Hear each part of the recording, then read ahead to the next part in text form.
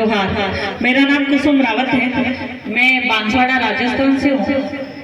हम लोगों ने मिलकर बाल महिला प्रगति सुरक्षा यात्रा निकाला है। उसमें मेरे साथ में जो महिला साथी है, हमारे वर्तमान राष्ट्रीय महिला अध्यक्ष प्रमिला बेन वसावा, इनकी अगुवाई में हम ये यात्रा निकाल रहे हैं। हमारे साथ में मध्य प्रदेश से अनीता बेन सोलंकी, जो मध्य प्रदेश में पूर्व राष्ट्रीय महिला अध्यक्ष भी रहे हैं, डिम्पल बेन नायका, वीना बेन, गंगा दीदी, इनकी अगुवाई में हम सब साथ में, प्रमिला बेन की अगुवाई में हम सब साथ में मिलकर यात्रा निकाल रहे हैं।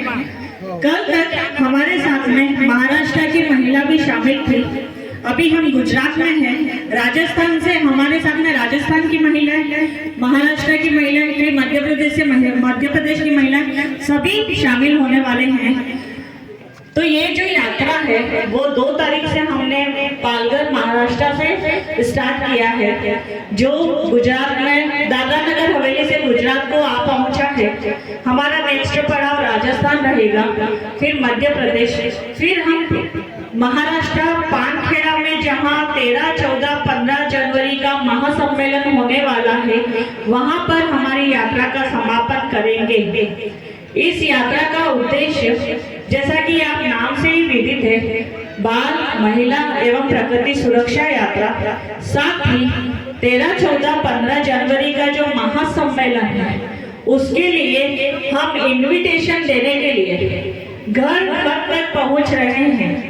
अभी भी बहुत सारी महिलाएं महासम्मेलन में आती हैं, बहुत सारे भाई हमारे महासम्मेलन में आते हैं, लेकिन फिर भी कुछ कमी सा लगता है।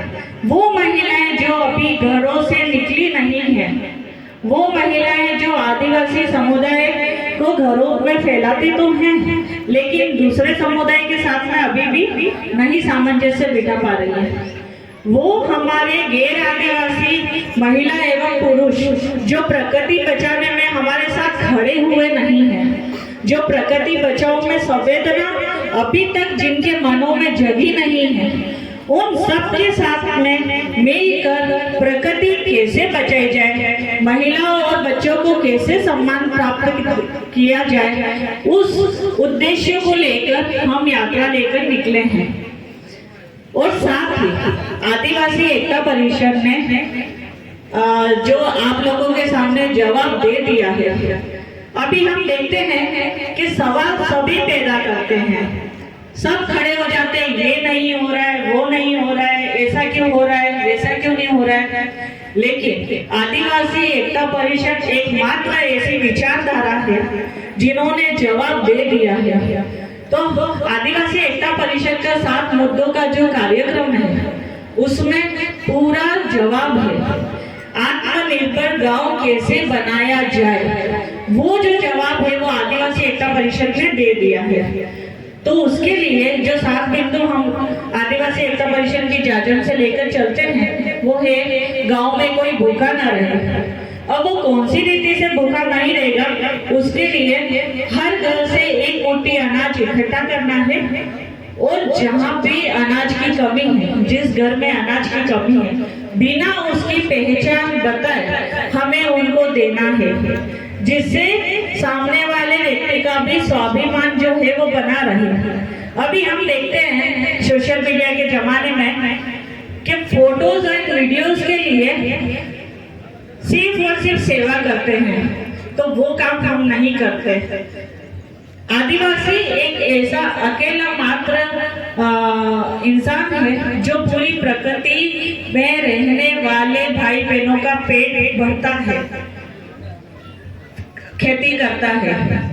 इसके बाद गांव में कोई स्वास्थ्य से वंचित न रहे, तो उसके लिए जो जीएनएम, एएनएम, डॉक्टर्स अपनी सेवा के बाद में अपनी सेवा गांव में देना शुरू करेंगे, जिससे क्या होगा कि गांव में स्वास्थ्य से कोई भी वंचित नहीं रहेगा, गांव में कोई शिक्षा से वंचित ना रहे। उसके लिए गांव के जो टीचर्स हैं, वो टीचर्स अपनी सेवा के बाद में गांव में अध्यापन करना शुरू करेंगे। गांव में अध्ययन केंद्र हो, भाषा केंद्र हो, साहित्य केंद्र हो, गांव का झगड़ा गांव में खत्म हो। अब गांव का झगड़ा गांव में अगर खत्म होगा तो पुलिस का इन्वॉल्वमेंट नहीं आएगा गांव में। एक एग्जाम्पल है, अगर दो बच्चे परिवार में लड़ जाते हैं और उनका अगर सॉल्यूशन करवाना हो वो माता पिता के द्वारा किया जाता है तो वो सॉल्यूशन अच्छा होगा, ये तो आप मानते हैं ना। तो वैसा कि वैसा हमारे गांव के वडील के द्वारा अगर गांव का झगड़ा निपटाया जाएगा तो वो कम खर्च में और अच्छे से निपट जाएगा। तो ये हमने पैरवी करी है। गांव का जो कच्चा माल है वो गांव से पक्का होकर गांव से निकले। अब अगर गांव का कच्चा माल पक्का होकर गांव से निकलता है तो गांव में रोजगार की समस्या जो है वो खत्म हो जाएगी और युवाओं को रोजगार मिलेगा।